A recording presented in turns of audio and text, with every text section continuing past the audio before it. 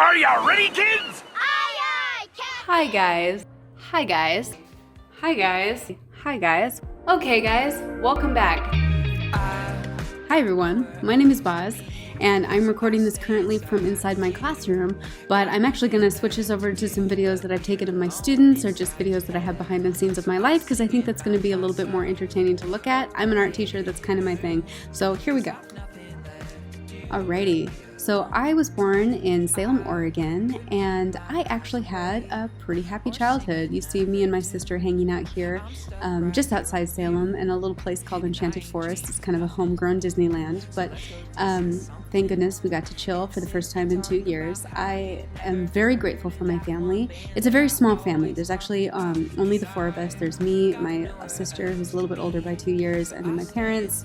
There were some grandparents and aunties and uncles here and there, but we don't really know them, and all my grandparents have since passed. I didn't really have any kind of a relationship with my extended family, but I don't actually feel like that's something that I missed out on. I'm very grateful that my parents were so supportive. They were so loving.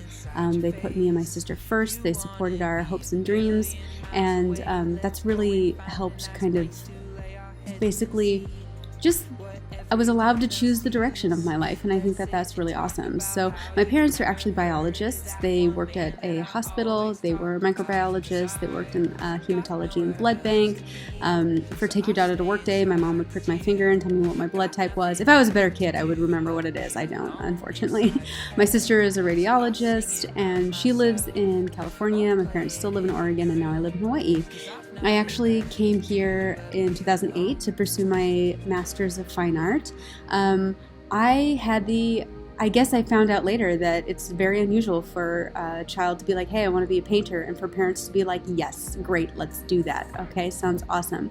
But my parents did do that, and they really, they kind of grew up in some pretty impoverished situations in Colorado and Wyoming. They had a really tough time. My dad slept on a fold-out couch until he was 16, right, raised by his single mom. So my parents were really supportive in that way, but they also kind of had modest means. So I've always gone to public school. I've always gone to state colleges. I've always had I've had a job since I was 12. And so, but none of that seemed oppressive to me. Like, it just seemed like my parents really wanted me to make sure that I could always land on my own 2 feet. You know, they were raising 2 young women, so it was very important to my mother, who always said she had one foot in the 50s and one foot in the 70s. It was very important to her that me and my sister could take care of ourselves no matter what. So that kind of really helped me discover what I wanted to do. And I've always wanted to be an artist. And then when I was younger, I was a lifeguard. I was a swimming instructor, and I just really enjoyed that. I really enjoyed having the ability to do something and then to be able to share that ability with somebody else. And that's really what drove me to be in education. It's like, oh my gosh, I can actually get paid to talk about colors and shapes. That's amazing. So I did not have any big lofty goals that I thought that I was going to save the world or change. I guess I was very naive in that way, because I was very unaware of some of the hardships that other students may have been going through, because I myself, although that my parents we couldn't ever afford to travel abroad when I was younger. We couldn't afford to, my parents didn't really buy new cars. They didn't, but they really were very, very good with money. So they were very, they were just very conscientious, and they were very honest with me and my sister. So I didn't really understand that. Everybody was budgeting, but maybe some people had to budget much harder than I did, right? So I went to college in Portland State. I got a bachelor's in graphic design, a bachelor's in drawing and painting, and then I wasn't a stellar student back then, so I was accepted by the UH Manoa to pursue my master's. It was the only place that accepted me. I'll admit that. I'll admit that honestly. But they accepted me. I moved here. I didn't really understand anything about the culture. I didn't really understand anything about the history. I was, again, pretty naive in that respect.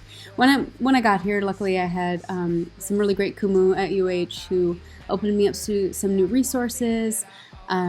And I got my master's degree. I moved back to the mainland for about a year, and I really struggled. I had a lot of part-time jobs and minimum wage jobs, and I was living with my family, and it was 2012 was kind of a really difficult year, and I luckily had a friend who called me and said, hey, we need a teacher who can do digital art and traditional fine art at this little school in Kapolei. Are you interested in applying? And I was like, oh my gosh, yes, please. The winter is cold here. I got to get out of there. So I applied and I worked at that little school for 5 years, which is a struggle because I really didn't get paid a lot. And I was buying every single glue stick. And now I work at Kamehameha, and it's one of the greatest jobs I've ever had. And there's been a lot of things that have opened my eyes to some of the struggles that students are going through. And I am still very grateful to be getting paid to talk about colors and shapes, but now I understand that my role is to not really necessarily prepare future artists, because they're going to do that themselves. If they have a passion for art, whether I'm here or not is great. They don't really need me at the end of the day, but my goal is to support them, to support my kiddos who are going to be professional artists, but also to support kids who just need a place to express themselves, a safe place to talk about their own personal beliefs or their sexuality or their style or their culture or whatever part of themselves that maybe they're getting to know. And that's something that I really want to work hard to make sure that those students feel that they can do that in this room. That's really important to me. So that's where I am as an educator. I'm trying to do my best. I'm trying to be more understanding about our cultural differences and make sure that no matter what, even if I don't fully understand it right this second, I'm doing my best to support them in who they are and who they hope to be. Thank you. So I stay inside with you, got nothing left.